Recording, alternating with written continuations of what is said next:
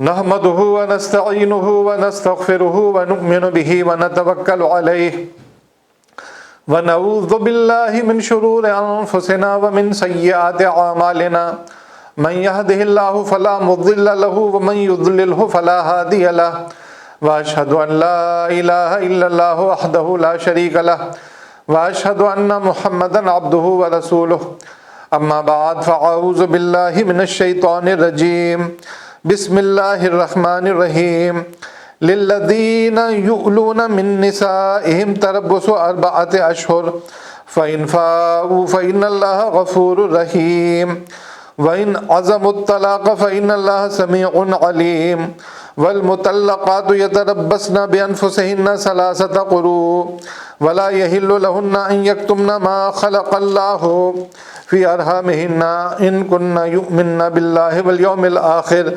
وبؤولتهن أحق بردهن في ذلك إن أرادوا إصلاحا ولهن مثل الذي عليهن بالمعروف وللرجال عليهن درجات والله عزيز حكيم صدق اللہ مولانا العظیم۔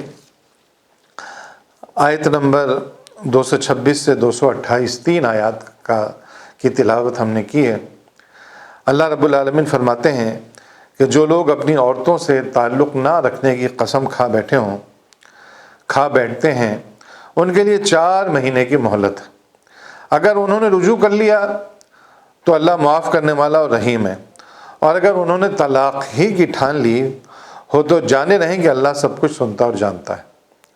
جن عورتوں کو طلاق دی گئی ہو وہ 3 مرتبہ ایام ماہواری آنے تک اپنے آپ کو روکے رکھیں، اور ان کے لیے جائز نہیں ہے کہ اللہ نے ان کے رحم میں جو کچھ خلق فرمایا ہے اسے چھپائیں۔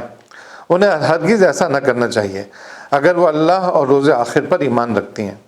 ان کے شوہر تعلقات درست کر لینے پر آمادہ ہوں تو وہ اس عدت کے دوران میں انہیں پھر اپنی زوجیت میں واپس لینے کے حقدار ہیں۔ عورتوں کے لیے بھی معروف طریقے سے وہی حقوق ہیں جیسے مردوں کے حقوق ان پر ہیں، البتہ مردوں کو ان پر ایک درجہ حاصل ہے، اور اللہ سب پر غالب ہے، اقتدار رکھنے والا اور حکیم اور دانا موجود ہے۔ اس میں اصل میں بنیادی طور پر جو بات بیان کی گئی ہے وہ یہ کہ اگر کوئی مرد اپنی بیوی سے تعلق نہ رکھنے کی قسم کھا بیٹھا ہو، تعلق نہ رکھنے کا مطلب صرف ذہنی تعلق یا گفتگو کا تعلق ہی نہیں، بلکہ زوجیت والی جسے آپ مباشرت کہتے ہیں بیوی کے ساتھ، بیوی کے حقوق کی ادائیگی میں اگر اس کی بھی قسم کھا کر بیٹھ گیا ہو اور اس کے نتیجے میں 4 مہینے سے زیادہ کا عرصہ گزر جائے تو یہ 4 مہینے کے عرصہ گزرنے پر اللہ رب العالمین فرماتے ہیں کہ اس کا مطلب یہ ہے کہ تم نے طلاق کی ٹھان لی ہے اور طلاق اس کو ہو گئی۔ لیکن اگر 4 مہینے سے پہلے تم نے رجوع کر لیا، تم واپس اپنی بیوی کے پاس آ گیا، تمہارے معاملات ٹھیک ہو گئے، تمہارے درمیان راضی نامہ ہو گیا، تو پھر اس میں کوئی حرج نہیں ہے کہ تم اس میں واپس آ جاؤ۔ پھر فرمایا کہ جن عورتوں کو طلاق ہو گئی ہو تو 3 مرتبہ ایام ماہواری آنے تک اپنے آپ کو روکے رکھیں، مطلب بیچ میں شادی نہ کریں، انتظار کریں جب تک 3 مرتبہ ماہواری نہ آ جائے۔ وہ جو ماہانہ عورتوں کو خون آتا ہے وہ جس میں سرخ رنگ کا بھی خون ہوتا ہے، کبھی زرد رنگ کا ہوتا ہے، کبھی مٹیالے کلر کا ہوتا ہے، اس کی مدت بھی جو ہیلتھ کے ڈاکٹرز ہیں وہ بتاتے ہیں کہ کم از کم 3 دن ہے اور زیادہ سے زیادہ 10 دن ہے۔ اور اس میں عورتوں کی عادت بھی ہوتی ہے کہ کسی کو 7 دن میں ٹھیک ہو جاتا ہے، کسی کو 6 دن میں ٹھیک ہو جاتا ہے۔ تو یہ ایام ماہواری جو ہیں 3 مہینے تک وہ عورتیں اپنے آپ کو روکے رکھیں، تاکہ اللہ رب العالمین نے ان کے رحم میں اگر کچھ خلق فرمایا ہے، کوئی بچہ ان کی بچہ دانی میں ہے تو وہ ظاہر ہو جائے۔ ایسا نہ ہو کہ کوئی اور بچہ ظاہر نہ ہو اور کسی اور سے وہ شادی کر بیٹھیں اور بچہ پہلے والے کا ہو۔ تو انتظار کریں، اس میں اللہ رب العالمین نے فرمایا کہ انتظار کرنا بہتر ہے۔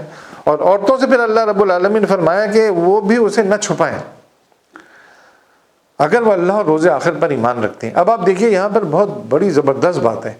ایمان کا جو ہم کہتے ہیں نا کہ زبانی اقرار خالی، ہاں زبانی اقرار سے بھی ایمان ہوتا ہے، لیکن یہاں دیکھیے کیا بات ہے، اگر وہ اللہ اور اس کے رسول پر اللہ پر ایمان رکھتی ہیں تو انہیں چاہیے کہ بتا دیں، خاموش نہ رہیں، چھپائیں نہ۔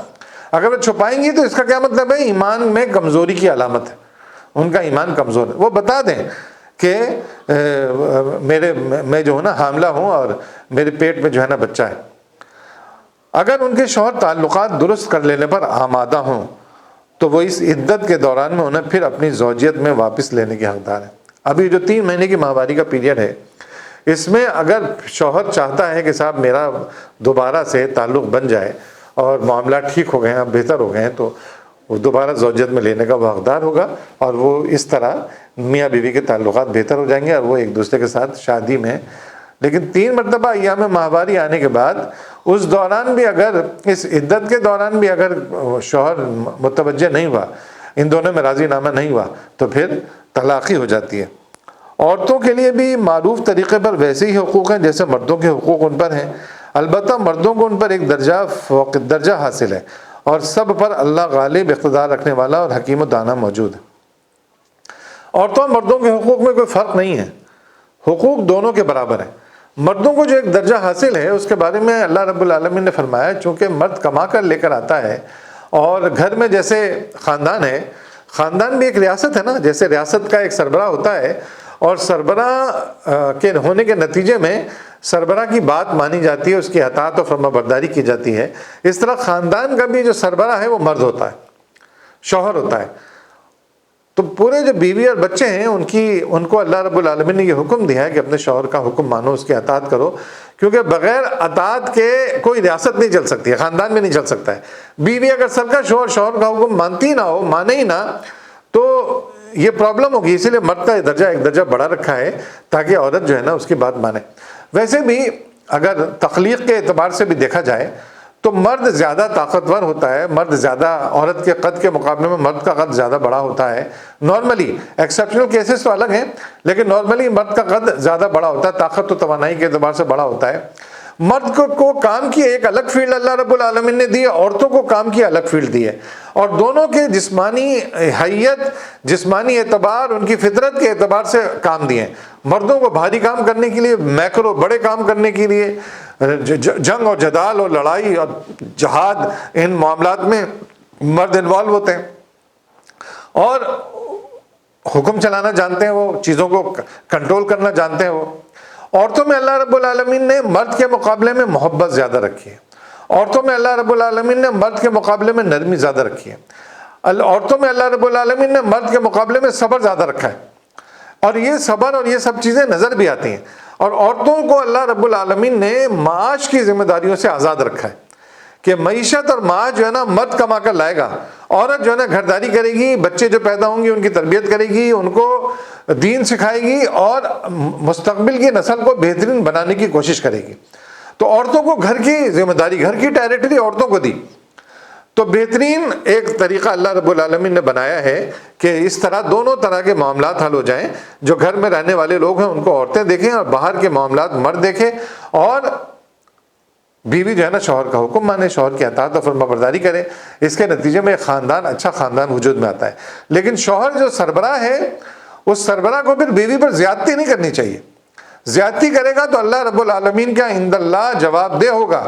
اور اللہ رب العالمین اس کی عورت نے اگر مرد کو جنت کا اللہ رب العالمین نے پروانہ دے دیا اور عورت کھڑی ہو گئی اور عورت نے، بیوی نے یہ کہا کہ یا اللہ یہ تو مجھ پر بہت ظلم کرتا تھا، تو نے اسے جنت میں جانے دے رہا ہے اور تو دیکھتا تھا میں کتنا صبر کرتی رہی، اس کا جنت میں جانا روک دیا جائے گا، اس کو جنت سے دور کر دیا جائے گا. اس کو حقوق کے اعتبار سے برابر ہیں، کھانا، کپڑا، حسن سلوک اور ذمہ داریاں، ان سارے معاملات میں عورت اور مرد بالکل برابر ہیں. اس میں کوئی فرق نہیں ہے. مطلب ایسا نہیں ہوگا کہ صاحب وہ مرد جو ہے نا وہ کچھ زیادہ لے اور عورت کو کچھ کم ملے. نہیں، کھانے پینے میں، حقوق کی ادائیگی میں، ایک دوسرے کے ساتھ عزت و احترام میں یہ دونوں برابر کے ہیں. ان میں کوئی حقوق میں کوئی فرق نہیں ہے. یہ بنیادی طور پر اس لیے ہے کہ مرد جو ہے نا عورت کا حق نہ مان لے. اللہ تعالیٰ نے عورتوں کے حقوق الگ ڈیفائن کیے ہیں، مردوں کے حقوق الگ ڈیفائن کیے ہیں. ان حقوق کے اعتبار سے لوگوں کو اپنا گھر چلانا چاہیے. اور اللہ رب العالمین یہ فرما رہا ہے کہ اللہ سب پر غالب اور اقتدار رکھنے والا ہے. اللہ رب العالمین دیکھ رہا ہے کہ کون کیا کر رہا ہے. اگر کوئی زیادتی کر رہا ہے تو وہ بھی اللہ رب العالمین کی نظر میں ہے، اللہ رب العالمین سے بچ نہیں پائے گا وہ. یہ جو 3 آیات ہیں، اس کے بعد بھی طلاق سے متعلق اور بھی تفصیلات آگے ہیں، وہ انشاءاللہ تعالیٰ اگلی نشست میں کریں گے۔ آج جو ہے بس یہ یہاں تک جو ہے اللہ رب العالمین ہمیں توفیق عطا فرمائے کہ ہم اپنے گھروں کو بہتر طریقے سے رکھیں اور عورتوں کے ساتھ اچھا سلوک کریں اور ان کے حقوق ادا کریں، اور عورتوں کو بھی چاہیے کہ اپنے شوہروں کے حقوق ادا کریں اور گھر کے ماحول کو اچھا رکھیں۔ اقول قولی ھذا استغفر اللہ لی ولکم ولسائر المؤمنین وآخر دعوانا ان الحمد للہ رب العالمین۔